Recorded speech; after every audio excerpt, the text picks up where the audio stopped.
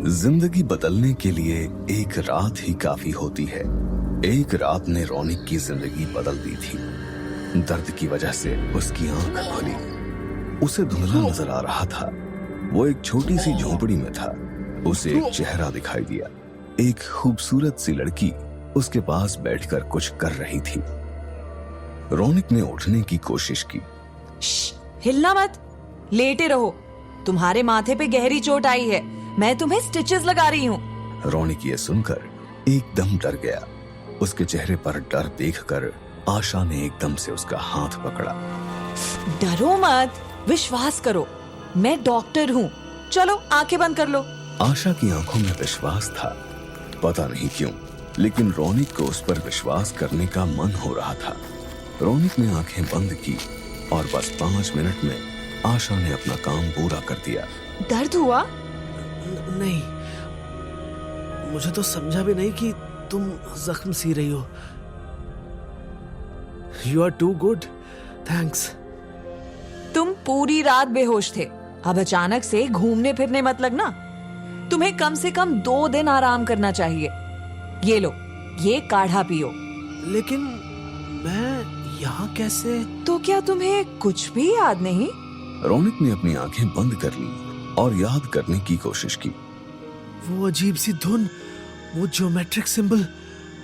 हम कैंपिंग कर रहे थे, मैं जंगल में चल रहा था और फिर वो एकदम, वो क्या था? मैंने ऐसा जानवर पहले कभी नहीं देखा। क्या था वो? कुछ सवालों के जवाब सही समय आने पर ही मिलते हैं। रौनिक ने मुड़कर देखा। उस छोटे से कमरे में एक बूढ़ा आदमी आ चुका था। कम से कम 70 साल का बूढ़ा होकर भी वो दिखने में काफी फिट था। सफेद दाढ़ी, सफेद लंबे बाल, धोती और एक शॉल कंधों पर डाली हुई थी। उसकी आंखें बहुत शार्प थीं। अपनी नजर वो रौनिक पर टिकाए खड़ा था। मैं इस जंगल का रखवाला वैद्य धीरज और ये मेरी बेटी आशा है। मैं अपनी पूरी जिंदगी इसी जंगल में रहा हूँ। तुम पर जिसने हमला किया वो क्या था ये भी मैं जानता हूँ, लेकिन ये समय सही नहीं है। तुम समझ नहीं पाओगे। ये कहानी बहुत लंबी है। रौनिक को कुछ भी समझ नहीं आ रहा था। उसे वैद्य धीरज से डर लग रहा था, लेकिन आशा को देखकर ऐसा लग रहा था जैसे वो उसे जानता हो। ये सारी फीलिंग्स बहुत अजीब थीं। उसे जल्द से जल्द घर जाना था। सिद्धार्थ, अनीश, मेरे फ्रेंड्स। तुम्हारे दोस्त बगल वाले कमरे में हैं। वो दोनों भी ठीक हैं, बस डर गए थे और थोड़े थके हुए भी थे। रौनिक ने पास वाले कमरे में जाकर देखा तो सिद्धार्थ और अनीश काफी डरे हुए लग रहे थे। तू होश में आ गया? तू ठीक है ना? हाँ, आई एम ओके। बस सर भारी लग रहा है। वो तो होगा ही। तेरे सर से कल कितना खून बह रहा था कि वो लड़की नहीं होती तो। अबे चुप, उसे डरा मत। रौनिक, हम दोनों तेरे होश में आने का ही वेट कर रहे थे। चल यार, निकलते हैं इधर से। तुझे दिल्ली में प्रॉपर हॉस्पिटल में जाना चाहिए। ये जंगल सेफ नहीं है। मुझ पर किसी बहुत अजीब से जानवर ने अटैक किया था। वो जानवर मैंने पहले कभी नहीं देखा था। और मैं उसे वापस देखना भी नहीं चाहता। चल कट लेते हैं यहाँ से। उन तीनों का फैसला हो चुका था। अब बस वैद्य धीरज को बताकर वहां से निकलना था।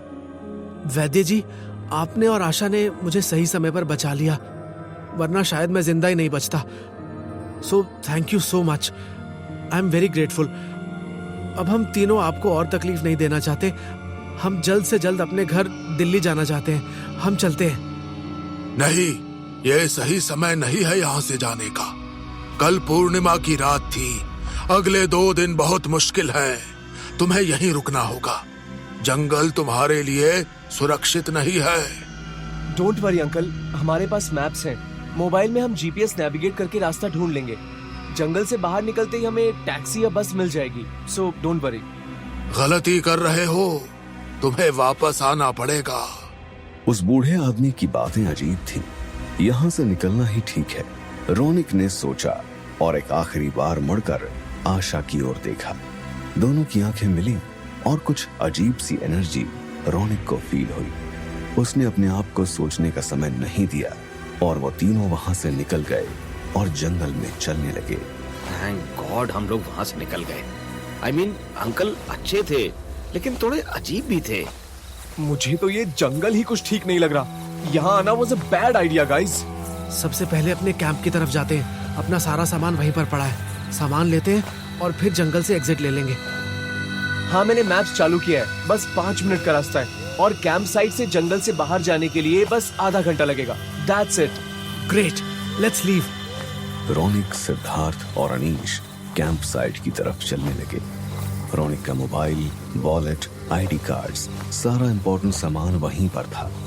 कैंप साइट पहुंचते ही तीनों ने अपने अपने बैग्स बांध लिए और अब तीनों जंगल से बाहर की ओर चलने लगे। लगभग आधे घंटे तक तीनों बिना थके चलते रहे। अनीश, और कितना चलना है? बस 5 मिनट और। मैप्स पे दिखा रहा है कि अब मेन रोड दिख जाएगा। 5 मिनट तक तीनों बिल्कुल चुपचाप चलते रहे। उन्हें बस उस जंगल से बाहर निकलना था और अब वो पल बहुत करीब आ चुका था। एक बार इस जंगल से बाहर निकलूं तो चैन की सांस लूंगा। क्या बनौती है ये ट्रिप। लेकिन 5 मिनट चलने के बाद कुछ ऐसा हुआ कि तीनों चौंक कर एक दूसरे की ओर देखने लगे। वो तीनों एक बार फिर उसी जगह आ पहुंचे थे जहां पर रौनक पर अटैक हुआ था। सामने वही पुराना खंडहर था, वही जमीन में धंसा हुआ मंदिर दिखाई दे रहा था और उस मंदिर पर वही अजीब सा सिंबल भी दिख रहा था। What the? How is this possible? मैं क्लियरली मैप्स को फॉलो कर रहा था। मैप्स गलत रास्ता कैसे दिखा सकते हैं? हम दोबारा घने जंगल में कैसे पहुंच गए? ये वही जगह है। ये वही जगह है जहां पर वो जानवर था। उसने मुझ पर अटैक किया था। चलो यहाँ से। यहाँ बिल्कुल मत रुकना।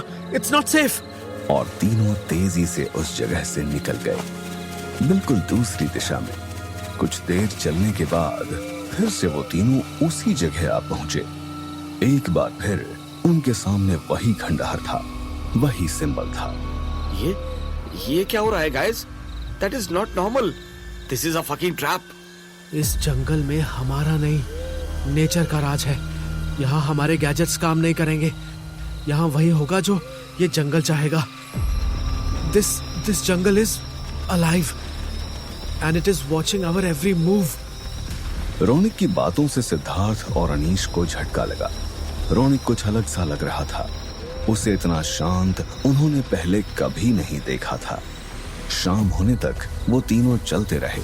उन्होंने सारे डायरेक्शंस ट्राई किए, लेकिन हर बार वो घूम फिर कर वापस उसी श्राइन के सामने आ पहुंचते थे।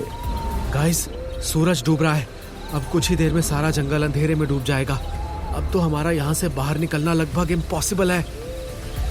अबे तू इतनी काबुली ये सब कैसे बोल सकता है? मेरी फट रही है। ऐसा लग रहा है कि हम सब मरने वाले हैं। एक लास्ट टाइम ट्राई करते हैं। क्या पता कोई रास्ता मिल जाए या कोई वाटर बॉडी दिख जाए। चलो, let's not lose hope. Keep walking. सुबह से तीनों ने ना ही खाना खाया था, ना ही पानी पिया था। रौनक का सर चकरा रहा था। वो अभी तक ठीक से रिकवर भी नहीं हुआ था। आधे घंटे का रास्ता वो तीनों 5 घंटों में भी पूरा नहीं कर पा रहे थे। जंगल उनके साथ खेल खेल रहा था और घूमते फिरते एक बार फिर वो तीनों उसी खंडहर के सामने खड़े थे। लेकिन अब सूरज डूब चुका था, हर तरफ अंधेरा था और मंदिर के शिखर पर बना वो अजीब सा ज्योमेट्रिक सिंबल चमक रहा था। क्या हुआ? मेरे शोल्डर पर एक बर्न मार्क है। It's a birth mark. वो बहुत जल रहा है। रौनक एक हाथ से अपने शोल्डर को पकड़कर नीचे बैठ गया। तभी आसपास की झाड़ियों से किसी के धीमे धीमे कदमों की आहट आने लगी, लेकिन वो 4 पैरों की आहट थी। कोई आ रहा है क्या? वो जानवर एक बार फिर से। और उसके बाद उन तीनों ने जो देखा वो कभी भूल नहीं सकते। झाड़ियों में से पहले 2 बहुत बड़ी चमकीली आंखें दिखी, फिर एक बड़ा बालों से ढका हुआ मुंह और फिर वो लगभग 7 फुट लंबा जानवर झाड़ियों से बाहर आया। वो एक भेड़िया था, लेकिन कोई साधारण भेड़िया नहीं। उसके मुंह से लार टपक रही थी और वो कुर्राकर रौनक की ओर देखता हुआ आगे बढ़ रहा था। छलांग मारने के लिए उसने अपने पैर उठाए। अब किसी भी वक्त वो रोनिक को नोच खाने वाला था कि तभी ठहर, चली जा। पता नहीं कैसे, लेकिन झाड़ियों से वैद्य जी वहां पर आ पहुंचे थे, मानो वो उन पर पूरे समय नजर रख रहे हों और सही समय पर बाहर निकल आए हों। उन्होंने उस भेड़िए की आंखों में देखा। कुछ पल दोनों बस एक दूसरे की आंखों में देखते रहे और फिर भेड़िया धीरे धीरे अपने कदम पीछे लेकर झाड़ियों में चला गया। कहा था गलती कर रहे हो। अगले 2 दिन बड़े कठिन है। ये समय साहस करने का नहीं, अपनी जान बचाने का है। चलो मेरे साथ। रोनिक को वैद्य जी को सॉरी भी बोलना था और थैंक यू भी, लेकिन उसके मुंह से शब्द ही नहीं निकल रहे थे। लेकिन वो इतना समझ चुका था कि वो अब वैद्य जी पर भरोसा कर सकता है। कुछ ही देर में वैद्य जी को फॉलो करते हुए वो झोंपड़ी में पहुंच गए। आशा दरवाजे पर ही खड़ी थी। रोनिक को देखते ही उसकी आंखों में एक चमक सी आ गई। आप तीनों ने सुबह से कुछ खाया नहीं होगा, चलो पहले खाना खा लो।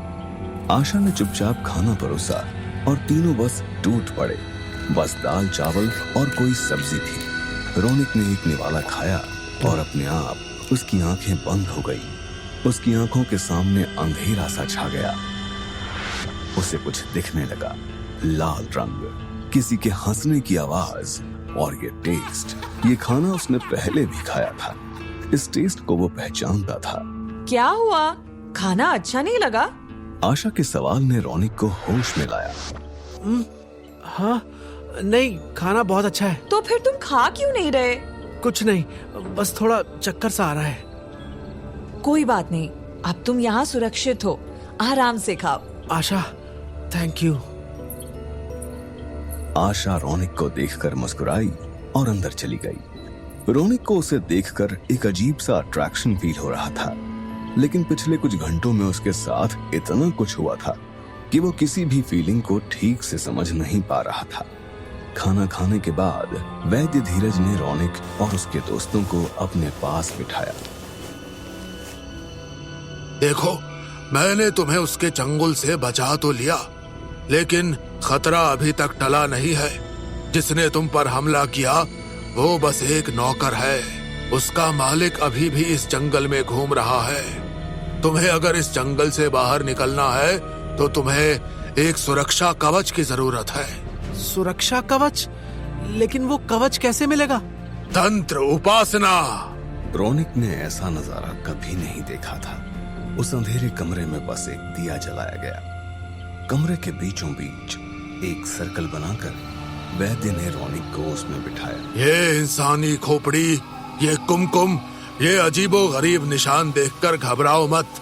ये सब तुम्हारे भले के लिए है। लेकिन ये सब... अब मैं मंत्र उपासना करने जा रहा हूँ। मुझे बीच में रोकना मत, वरना अनर्थ हो जाएगा। इतना कहकर वैद्य धीरज कुछ मंत्र पढ़ने लगे। एक तरफ वैद्य धीरज तांत्रिक उपासना से रोनिक को बचाने की कोशिश कर रहे थे, तो दूसरी तरफ घने जंगलों से कोई झोपड़ी की ओर चला आ रहा था। वो घने जंगल से यहाँ आ रहा है। सदियों पुराना इंसान जाग चुका है। वो तुम्हें खत्म करने आ रहा है।